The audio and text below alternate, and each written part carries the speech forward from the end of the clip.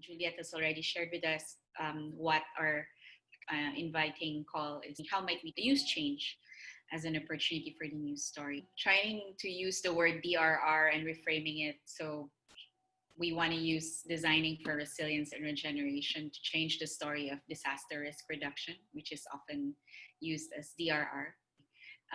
Our work, we work as transition support. We see ourselves working both in the recovering communities, and we also see ourselves working with regenerating communities and recovering communities who have recovered from disasters and conflicts. We have worked in both contexts, protracted crisis and in natural disasters. And we're also working with regenerating communities, which are those who are already modeling the solutions and how to support and nurture and scale these solutions. Our vision is to see communities thriving and showcasing the solutions on regeneration and addressing climate change and other radical transition. The way we do it is regenerative design and solutions, inspiring, empowering, and modeling the benefits of whole systems support. Our goal is to activate, demonstrate, and catalyze the practices and model them through 3 pillars. So we work with education, empowerment, and earth care. In the last 3 years, we worked with several groups, different sectors, and work in several contexts. These look so big, but actually, we also see them as an ongoing process. And the impact we would see, I don't think we will see like a full impact until we really have more time and practices to scale with them. But on the ground, we work with place-based education, we work with evacuation centers and resettlements. We work on site, and then we develop demonstration sites there. We also work in empowering community leadership. So we work with a few early adapters to train them so that they can lead their community, and then they become a people's organization. And then they become certified to teach permaculture and to guide others. And also involves promoting livelihood opportunities so that we are able to sustain the work. And also definitely nature-based solutions at the heart of what we do. We have through the support of Lush, actually, they have really helped us, and through different partners, we have 3 prototypes. The Garden to Garden Relief is like immediate, right after an emergency. It's the concept of using the garden as an immediate response for food, wash, well-being, and livelihood. And then at the end, to close the phase with a livelihood opportunity. We have Witnessing Trees, which is a preventive design, which is 1 to 2 years after disaster. And then it's ecosystem-based. They are working with the ecosystem to prevent further disasters. And then working with regenerating communities, we work with resource regeneration labs. So it's an innovation lab and prototyping lab, and bringing in collective cross-pollination of ideas and designing solutions together from those who are already doing regeneration work. And how we scale this, we have a regenerative transition program where we have a 5-year plan after we set up a demonstration site and we set up community leadership. So right now we prototype this in one indigenous village that got affected by typhoons. And we now have a 5-year eco-village development plan to bring in more resources from the local government and other partners to scale the demonstrations that we've done and train more of the community leaders. We are also working with Rosemary Morrow, who's like our mentor, to help certify community leaders that we train IDPs, community leaders, indigenous communities that have been affected by natural and man-made disasters. And then Regeneration Philippines is a community practice that we build for those that we engage in the resource regeneration labs. We have 2 emerging designs, which is kind of like in the backseat at the moment, but these are also meant to help catalyze what they do. One is Living Story Landscapes, which is working with creative participatory design tools using mapping local biodiversity and heritage. And then the second one is a digital tool for mapping sustainable farms and making them to relief, but also it's a value chain mapping tool for farmers, foresters to link to regenerative buyers and markets. For COVID-19, it took us a while to get back on our feet because we had some lockdown challenges, and we were able to, we also had to try to fundraise how to bring together, this current challenge of pandemic. There are two projects we're looking at COVID-19. One is preparing urban garden kits for COVID-19 vulnerable informal settlers, because we see that the most affected in our country, are often those who are affected by the lockdown in the cities, and they are limited for access to food, and also they live from day to day. And so we don't know if because of the lockdown, they won't be able to access food as often as they can, and also because vehicles are not available, and also livelihoods are affected. So we're working with on different levels, but primarily we're learning from the community leaders that we work with, because we always believe that those who have been affected by disasters and challenges, they are also the best teachers of resilience. And so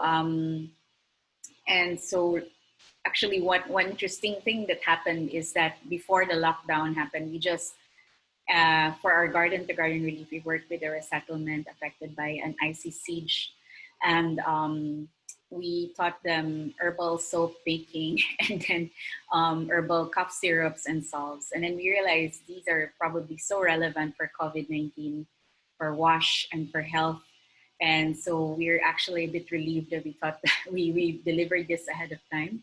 But of course, we had a challenge accessing them because of the restrictions on the ground. But our goal for COVID-19, to develop the kits, we wanted to learn from the permaculture gardeners that we trained, and to develop illustrated guides and videos, so that we are really sensitive to what are the realities of people who have limited resources, and what are their ways of adjusting and adapting to the changes. And and then to link those materials to urban informal settlers. So we're currently preparing to test with two urban communities, one in Cebu City, which is the second largest city in the Philippines, which is where I live, and then one in Metro Manila, which is one of the biggest city in the Philippines. And we're wanting to, where our partners are already working on garden-based solutions with their communities. So we're wanting to interact these learning from the IDPs and the community leaders. Show you a little bit about how we're harvesting knowledge. But this took us like more than a month, because what we did was we tried it, did interview by Facebook Messenger, and call and record, and have them record what their learnings are. And then we try to pattern it based on the permaculture principles. And so, sorry, this is in our local language, and we are subtitling them in English. But you would see the names of the leaders that we work with, and then these are the scripts that. So basically, what we wanted to know is it's like an action research, like what's actually a reality for people who are displaced or people who have limited resources to work with addressing their needs during COVID. We also have the interest of the Department of Education because we're doing a demonstration site at their school to help put that together, to help students who are in lockdown, because the school government won't let school resume for the grade school until there's a vaccine. So we're trying to find, the Department of Education is finding ways to generate materials for students. So each urban garden kit is, we want to do a vegetable pack. So after an emergency, we work with sustainable farms and put in relief packs from vegetables. But this time we want them to grow it in their home. Before, we would grow the garden in the evacuation center. So now it's going to be home-based. So we're including some seedlings, containers, and the info packet that includes the knowledge from the community, and with their information and nutrition immunity and recipes.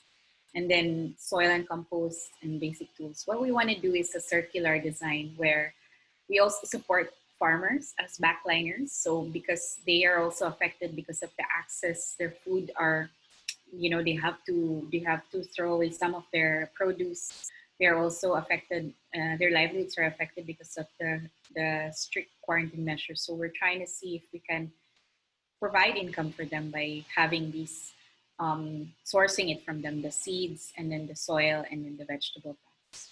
We also want to work with waste workers as frontliners. So because they're frontliners because they are the ones, they without them the whole city will not operate. And so we have a law in the Philippines. It's called Republic Act 903.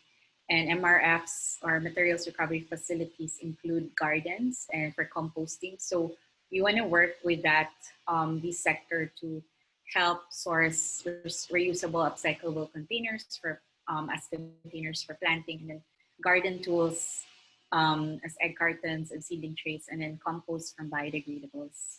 So that way they earn. But we also want to engage the consumers. So we're also ideating where we could work with homeowners associations in small villages or buildings where they could like create a hub for harvesting food, and also with restaurants and hotels, so that the sourcing of seed and soil, can go to the and benefit the IDPs, but and also benefit farmers and also waste workers. So technically, we're like looking at a circular design. And then in the Philippines, law is being pushed for reclaiming like vacant lots, and we want to use as well the materials recovery facilities that have a requirement of community gardens to maximize that for food security. So that's one thing that so this is the first thing that we're designing at the moment, this circular design where different sectors are working together and planning and designing. So again, the champion we want to bring in here is really the knowledge of the community leaders, because they would really be, from the design thinking perspective, we want to come from what's most relevant and what they know. Of course, we're going to add more information if they haven't used some of the principles, or there are some tools that are still relevant that they haven't placed there, but we really wanted to validate it, make sure they're involved. The second design that we have is we ran this resource regeneration labs. Actually, Ruth was in in two of them actually when she was here in the Philippines, and our goal is to help reframe how we see the crisis and to engage, a reflective and whole systems change. So we started primarily to address the climate crisis, but now we have like the COVID crisis to look into. But the idea is, how do we gather together and resource back to go back into the origin purpose? But so it's more of a learning journey, an ecosystem activation, and then a regenerative solutions exchange. And we ran these like for almost 2 years. We ran 3 labs: zero-based and circular economy, activating the informal aid sector, and regenerative agriculture and livelihood. Ruth was in one of those when we activated the informal aid sector when a volcano erupted, and then we couldn't really go assist on the ground, but we realized if we brought all the mappers, the breast milk advocates, the educators, the communication experts, the aid groups, the food security groups together, then we can cross-pollinate and learn and design a solution, some prototypes together. So in that way, for COVID, we realized that people are starting to prepare for COVID-19, and so our challenge was how do we respond to this, because we are on lockdown and then we are also at the moment we also couldn't we had to mobilize our resources for COVID-19. And so what we did was come up with a series of sense-making conversations online. But what we did is we engaged people on a series of conversations to understand where they are on certain issues in relation to COVID. For mental health, we asked, what are the realities of those affected in mental health and what opportunities are arising. And then we also explored like because we're starting to see like barters happening. We're starting to see like online selling. And so we started to harvest like what is emerging and what is arising in the issues. So now we're preparing to launch a national lab on regenerative food ecosystems.